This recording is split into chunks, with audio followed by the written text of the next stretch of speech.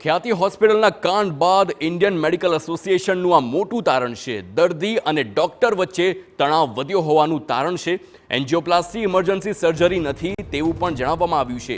સરકારી સ્કીમનો દુરુપયોગ ના થાય એ માટે સમયાંતરે સ્ક્રુટિની જરૂરી છે તેની, અને જ્યારે આવી ઘટના બને ત્યારે વિશ્વાસનો સેતુ તણાવમાં આવે છે. ખ્યાતિ હોસ્પિટલ કેસમાં ન્યાયિક અને કાયદાકીય તપાસ થાય તેવી પણ માંગ કરવામાં આવી છે.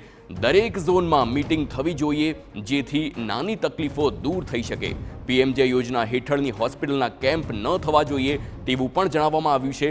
દર્દીઓએ ઇમરજન્સી ન હોય તો સેકન્ડ ઓપિનિયન પણ લેવું જોઈએ તેવું પણ આઈએમએ તરફથી આ નિવેદન સામે આવ્યું છે. જ્યારે આવી ઘટનાઓ ગુજરાત રાજ્યમાં થાય છે ત્યારે ચોક્કસ એક ડૉક્ટર અને દર્દી વચ્ચેનું જે વિશ્વાસનું સેતુ હોય છે એ થોડોક તણાવમાં આવે છે, અને આવા સમયે તણાવ ન થાય અને પાછો વિશ્વાસનું સેતુ પાછું મેન્ટેન રહે એના માટે ચોક્કસ આઈએમએ ખૂબ મહેનત કરતી હોય છે. અને પાછું દર્દીની સારવાર કોઈ પણ લેવલે, કોઈ પણ ગ્રામ્ય કક્ષા હોય કે શહેર કક્ષા હોય, એ તકલીફમાં ના આવે એના માટે પણ જાગૃત રહે છે.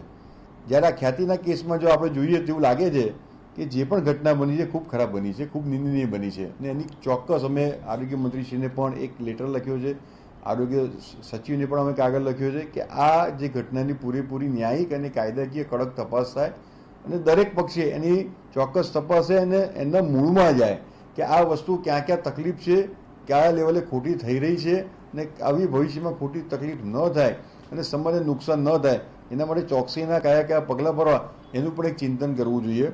ભૂતકાળમાં પણ જ્યારે આવા પીએમ જેવા યોજનાની જ્યારે પ્રશ્નો ડૉક્ટરોના અને હોસ્પિટલ હતા ત્યારે પણ અમારે માનનીય આરોગ્ય મંત્રીશ્રી જોડે પણ અમારી ચર્ચા થઈ હતી, અને એ વખત પણ આઈએમએ ચોક્કસ સૂચન કર્યું હતું કે દરેક ઝોનમાં, દરેક ડિસ્ટ્રિક્ટમાં ઝોન વાઇઝ જો ક્વાર્ટરલી જો આપણે એક મિટિંગ કરીએ અને બંને પક્ષે ડૉક્ટર પણ હોય, હોસ્પિટલ પણ, આઈએમએના પ્રતિનિધિ પણ હોય અને સરકારશ્રીના પણ પ્રતિનિધિ હોય, એ જોડે બેસીને જો આની ચર્ચા કરશે તો નાની નાની તકલીફો જે પણ દર્દીઓને પડે છે હોસ્પિટલમાં આ યોજના માટેની સેવામાં જો તકલીફ પડે છે એ ન થાય.